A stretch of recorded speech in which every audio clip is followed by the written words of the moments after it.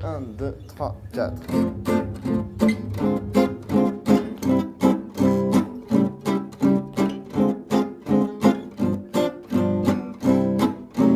Yes. J'ai proposé ce projet de faire des ateliers de swing autour de la musique de Django. Ce que recherchent les élèves dans ces ateliers, c'est pas forcément d'arriver à bien improviser, c'est surtout de se créer un lieu, un espace de jeu avec d'autres. Si vous regardez bien le premier et le deuxième, ils sont pas pareils. Alors l'origine de ça, c'est rigolo. C'est que dans la version de Django, ils font ça. Enfin, je pense que la rythmique s'est plantée, carrément. Ils font la première A avec un Fa mineur, et après, plus jamais. Si on avait demandé à Django quelle musique il jouait, il aurait sûrement pas dit « je joue du swing manouche ». Il aurait dit « je fais du jazz ». Qu'est-ce que c'est que le jazz? Le jazz, moi je vois ça comme une musique de partage. C'est avant tout une musique festive. C'est une musique pour traduire des émotions fortes. C'est une musique de lieu public. Ça peut être la rue, ça peut être les bars, ça peut être le music hall, ça peut être...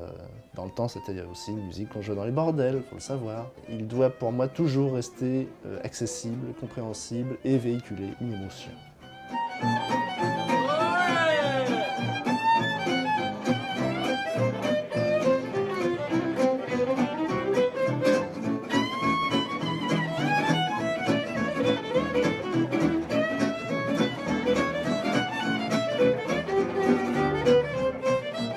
J'ai commencé par être simplement mélomane. J'étais dans une famille nombreuse où on écoutait beaucoup de musique. Comme j'étais le plus jeune, j'écoutais un petit peu ce qu'écoutaient les frères, ce qu'écoutaient les sœurs. Donc j'ai entendu beaucoup d'opéra, beaucoup de classiques et beaucoup de jazz.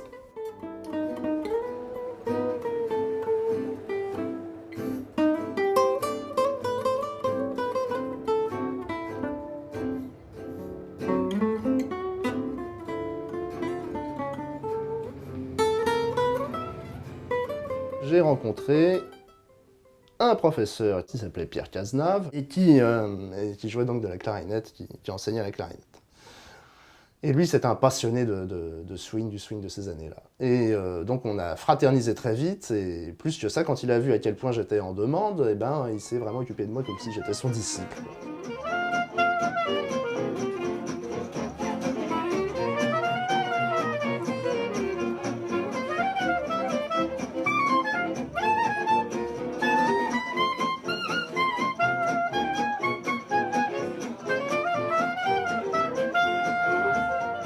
Alors le quintet, donc le QSP, je vais l'appeler, le Quintet Swing de Paris, c'est mon bébé, vraiment. Il est né il y a pas mal d'années. À l'origine, ça devait être un super atelier, en fait. Chaque membre du quintet y a été de son morceau. Même si on joue de la musique ancienne, entre guillemets, puisque ça date quand même des années 20-30, on peut toujours se renouveler.